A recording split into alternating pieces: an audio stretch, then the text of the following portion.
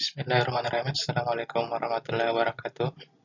Kembali lagi dalam pembahasan kali ini, kita akan melanjutkan pembahasan yang lalu dari materi vektor, di mana pada pembahasan kali ini kita akan membahas tentang materi aritmetika vektor dan norma suatu vektor. Aritmetika vektor. Nah, sifat-sifat operasi dalam vektor menurut teorema 3.2.1, jika U, V, dan W adalah vektor-vektor dalam ruang berdimensi 2 atau ruang berdimensi 3, serta K dan L adalah skalar, maka hubungan berikut berlaku. Yang pertama adalah U ditambah V akan sama dengan V ditambah U. Yang kedua, U ditambah V ditambah W akan sama saja dengan U ditambah V ditambah W. Kemudian, U ditambah 0 sama dengan 0 ditambah U sama dengan U. Serta selanjutnya U ditambah minus U sama dengan 0. Kemudian K dikali L dikali U sama saja dengan K dikali L kemudian dikalikan U. Kemudian K dikali dengan U ditambah V akan sama nilainya dengan K dikali U ditambah K dikali V. Kemudian K ditambah L kemudian dikali U akan sama nilainya dengan K dikali U ditambah L dikali U. Kemudian 1 dikali U akan sama saja dengan U. Nah, pembuktiannya di sini saya hanya akan berikan satu pembuktian, yaitu pembuktian pada bagian B. Nah, pembuktiannya akan terdiri dari dua. Yang pertama adalah pembuktian analitis.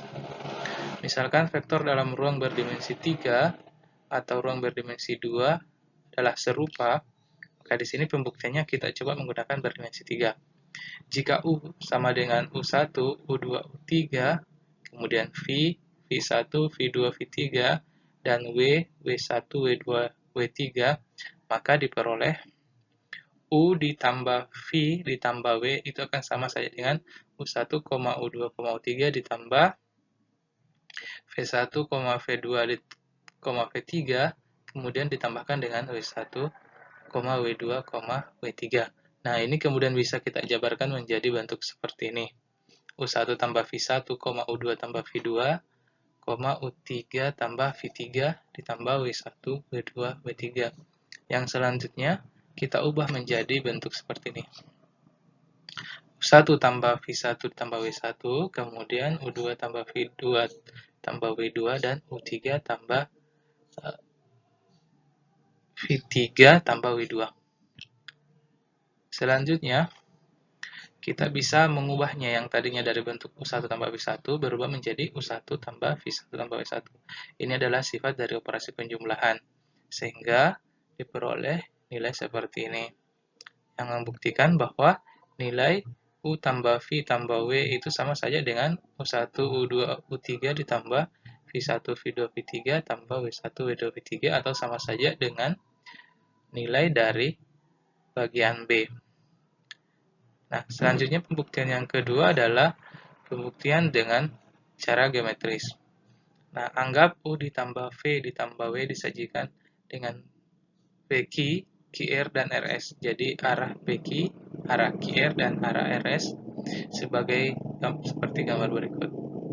Nah, selanjutnya kita buktikan dengan cara geometris. Berarti yang pertama adalah U ditambah V. Berarti kita ambil garis dari U ditambah V. Berarti dari titik P, kita tarik garis menuju titik R.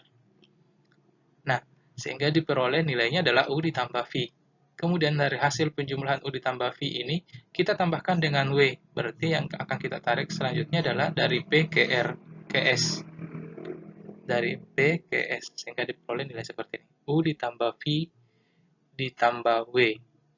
Nah, untuk bagian yang kedua, bagian belakangnya yang V ditambah W, berarti kita tarik garis dari titik Q menuju S terlebih dahulu. Sehingga diperoleh nilai V ditambah W. Nah, selanjutnya dari sini kita bisa tarik garis lagi dari P menuju S. Sehingga diperoleh nilainya adalah U ditambah V ditambah W. Berarti terbukti bahwa poin B ini adalah nilainya sama. Nah, untuk poin A, C, D, E, F, G, H itu bisa dibuktikan sendiri.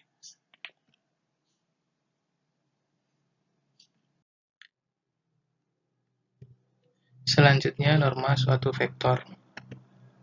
Panjang suatu vektor U sering disebut sebagai norma U dinyatakan dalam simbol nilai mutlak 2 kali dari U. Cuman di sini biasa nilai mutlak ini dibacanya sebagai norma U. Nah, misalnya pada ruang dimensi 2 di sini adalah norma U itu dari titik pusat O 0,0 menuju titik 1 dengan U2. Nah, untuk memperoleh panjangnya, kita bisa menggunakan teorema Pitagoras. Seperti itu kan sisi miring. Karena sisi miring, maka kita bisa memperolehnya dengan akar dari U1 pangkat 2 ditambah U2 pangkat 2. Nah, kemudian untuk dimensi 3, ya akan mirip.